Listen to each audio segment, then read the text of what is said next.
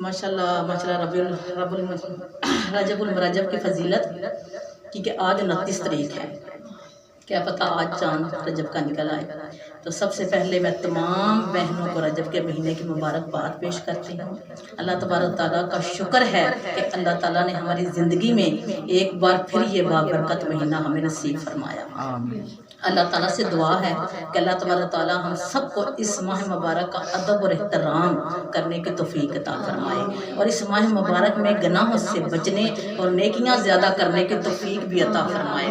میرے پیارے آقا صلی اللہ علیہ وآلہ وسلم نے فرمایا کہ قبر آخرت کی منزلوں میں پہلی منزل ہے۔ جو پہلی منزل میں کامیاب ہو گیا اس کی آخرت منزل بھی آسان کر دی جائے گی۔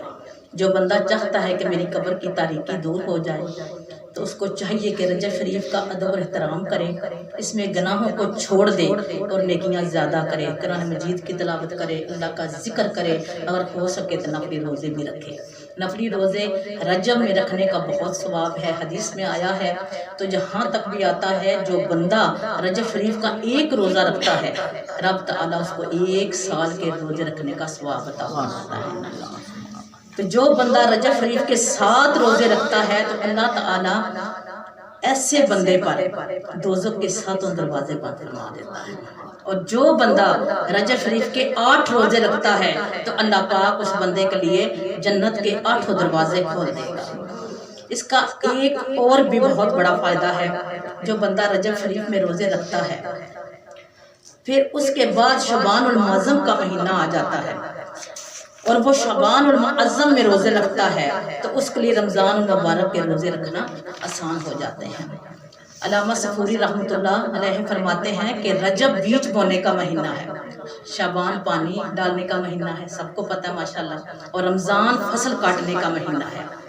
بڑی خوبصورت تفصیل بتائی گئی ہے کہ جو رجب میں عبادت کا بیج نہیں بوتا، شعبان میں ان بیجوں پر اپنے آنسو سے پانی نہیں ڈالتا، وہ رمضان میں رحمت کی فصل کیسے کاٹے گا؟ اور وہ آنسو جو اللہ کے ڈر سے روئیں، اللہ کے خوف سے روئیں، قبر کے عذاب سے روئیں، وہ والے آنسو۔ اللہ پاک ہمیں فصل کاٹنے والے بنا دے، خاص طور پہ رمضان میں۔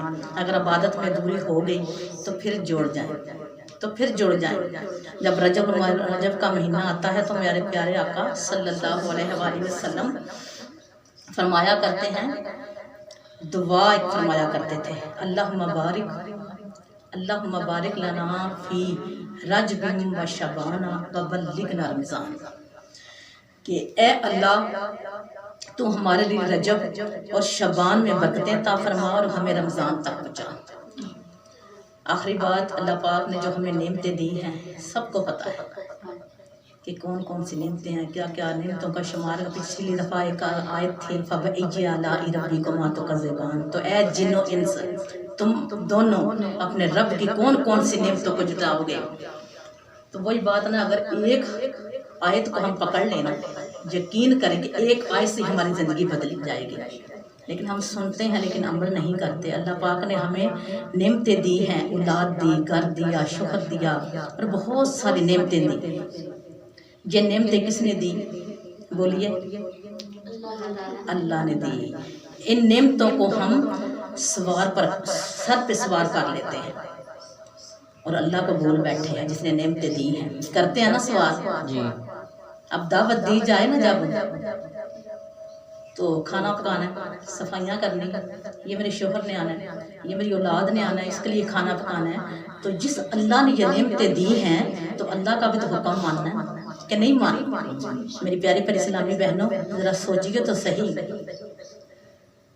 سارے کام ہم وقت پر کر لیتے ہیں پر دین کے لیے ٹائم نہیں، اللہ اس کے محبوب کی ذکر سننے کے لیے ٹائم نہیں۔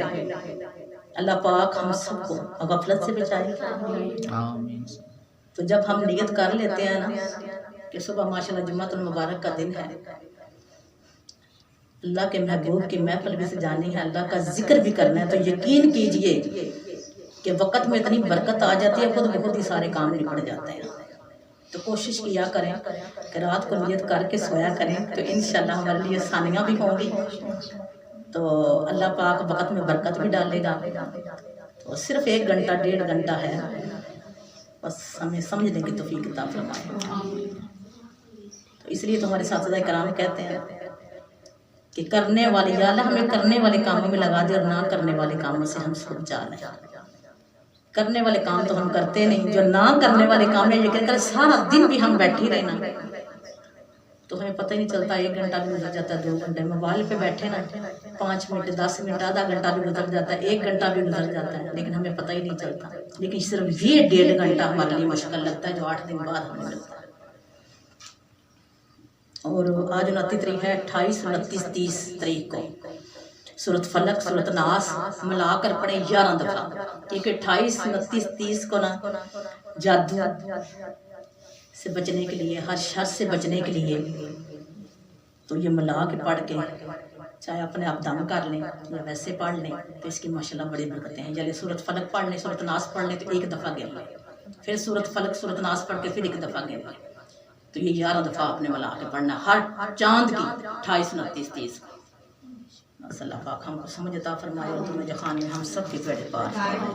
ٹائم کا کوئی ایپ بندی